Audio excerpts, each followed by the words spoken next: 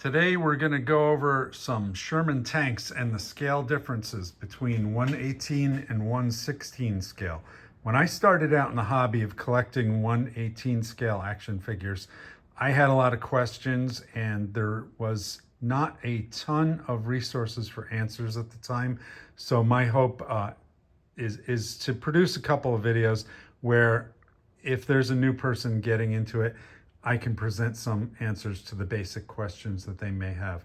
The tank on the left here is a 21st Century Toys Extreme Detail. Let's see, they had another name in their line. It's escaping me right now, but it's 21st Century Toys, 1/18 scale. The tank on the right of your screen here is a 1/16 scale hang long radio controlled tank. So the one on the left is a toy and the one on the right is radio controlled.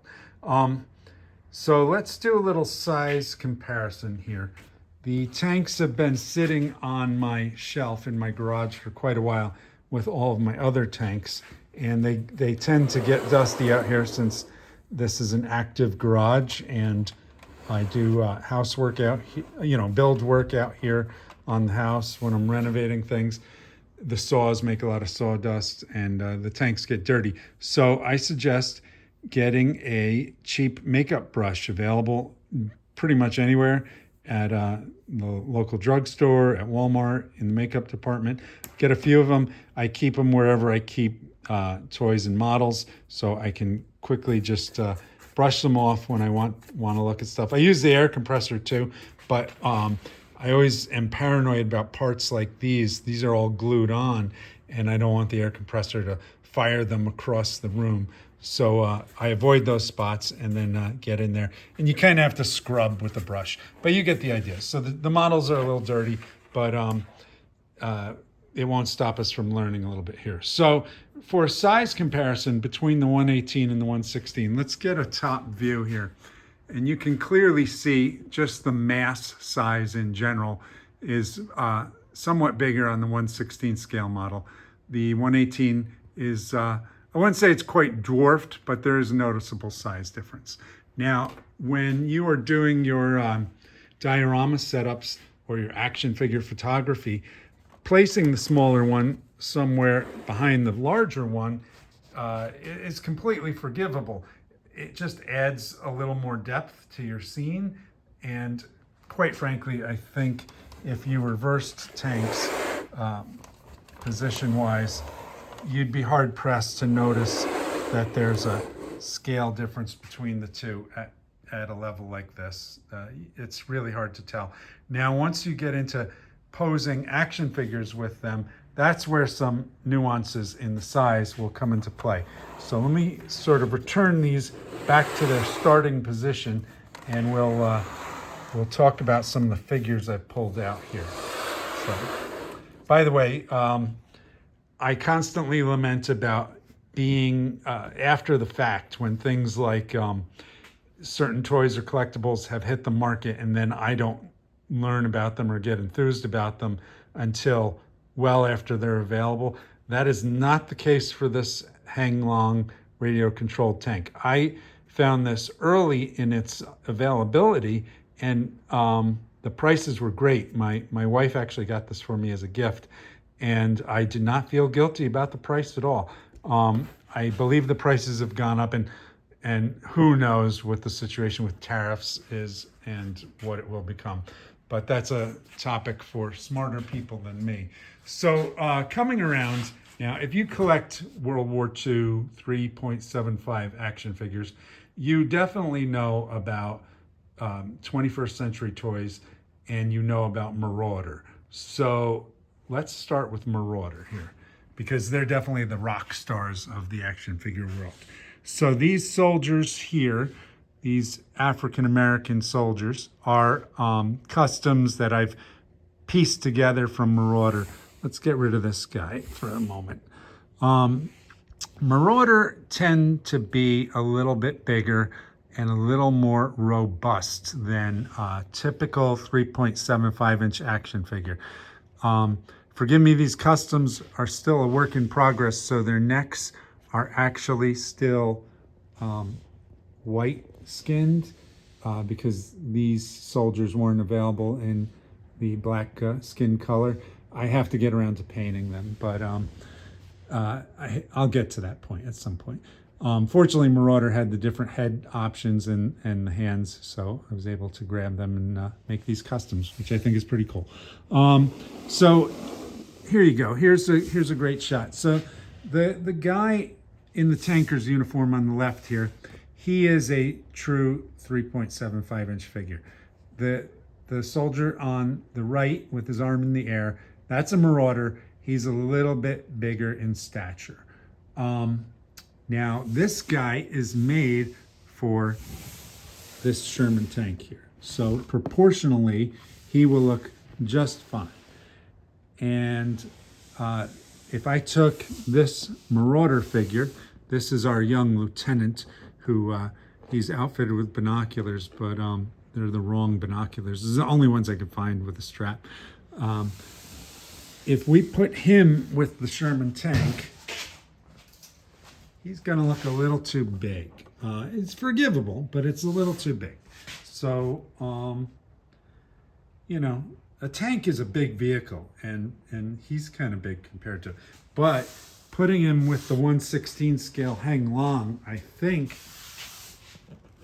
is a much better option here. So here, the top hull of the tank is taller than him, and I believe that's the way it should be. To me, the Marauder figures are a match made in heaven with the 1/16 scale stuff. But I do think you can use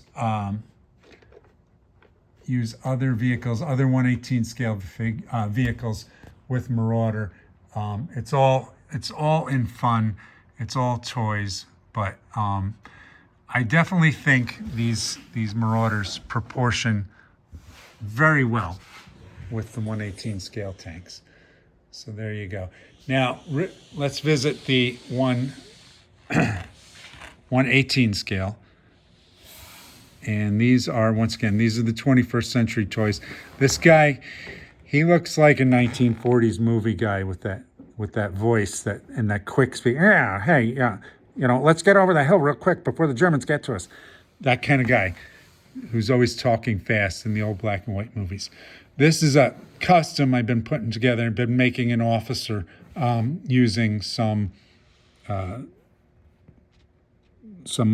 extreme detail figures, and he's wearing an Indiana Jones jacket, a leather jacket like an officer would be able to get away with.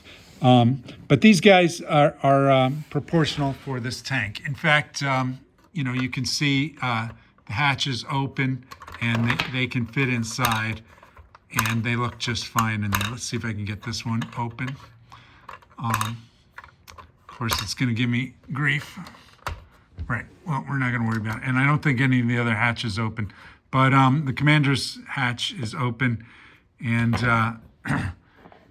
here you go. Here's the same type of figure, but he's actually holding a Marauder grease gun, which would be appropriate for this vehicle.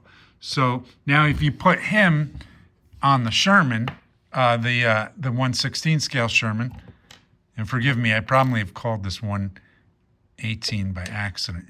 If you put him up here, he's going to look too small, I think. He's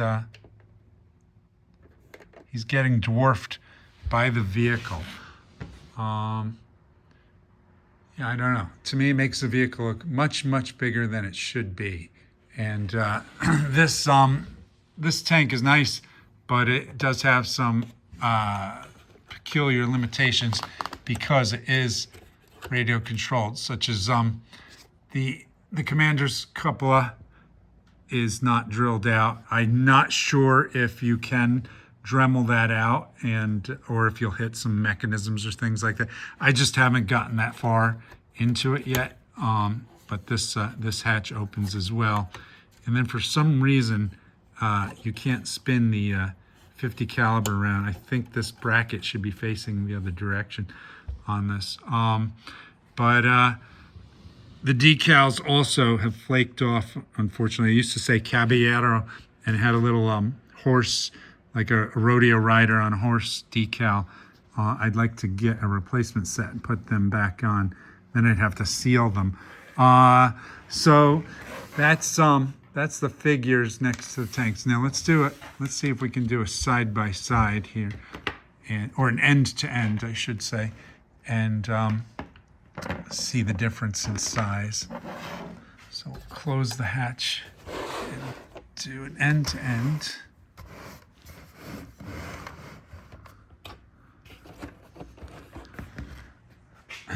So there you go. You see the tops of the tracks are a good indicator of stance here. And then just the 1/16 scale version generally looks a little bit more massive. And, it is larger, but now if we place the figures back where they should belong, put the tank commander over here. Okay.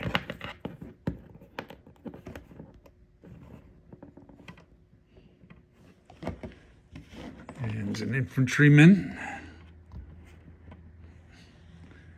And another infantryman. He's on point. He's signaling to his colleagues and him. So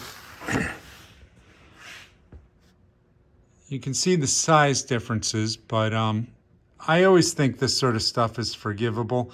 It's just really, if you want to fit Marauder figures into something, like Dremel the hatches out and fit them, you should probably stick more to 1/16 scale, at least for the tanks and the World War II stuff. I'm not quite sure about vehicles universally, such as Jeeps and trucks and things like that, but I've paired Marauder figures up with Brooder vehicles, and they pair nicely, which Brooder vehicles tend to be larger as well.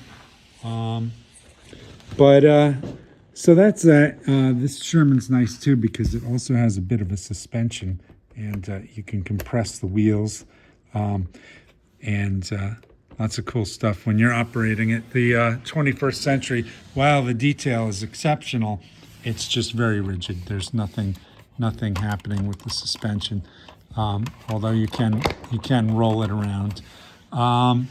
So hopefully that's a little bit of an explanation that gives you a size comparison that you can work with.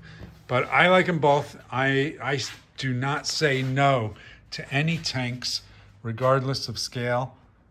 I like them all. They're cool. And I definitely can recommend these hang-long radio control ones. Okay, folks, that's it for now. Time to clean everything back up and conjure up some more content. Have a great day.